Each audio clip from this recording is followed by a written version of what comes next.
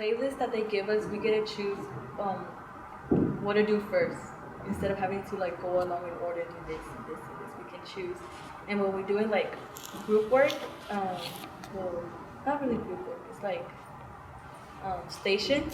We get to choose like where to go and like which one to do first. A lot of the times, the teacher's really open to like substitution of the assignment. So if it's not something that you want to do, you can choose something else. Or if it's like something that's overly tedious that you already understand, then you can also choose something else.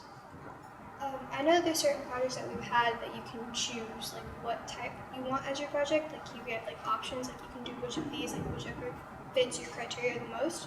So I know that helps a lot too. The options are all like up to you and what you would prefer.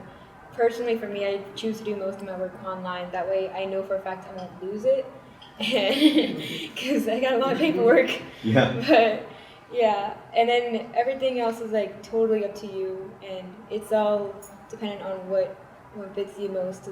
Because most of the time they'll split between paperwork and online work.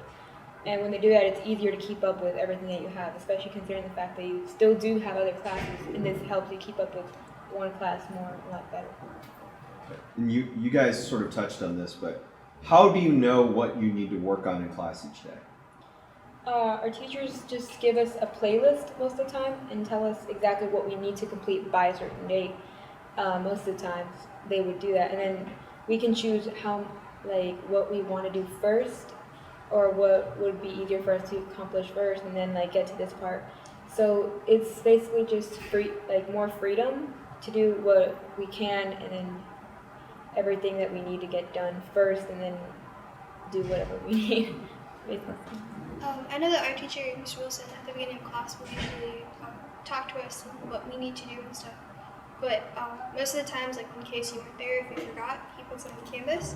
So you can go on Canvas, you can look at all the assignments that you have for that day, or major projects coming up.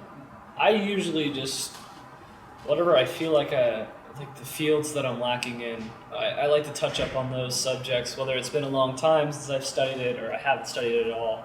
I just like to rebuild or build from the ground up, I guess.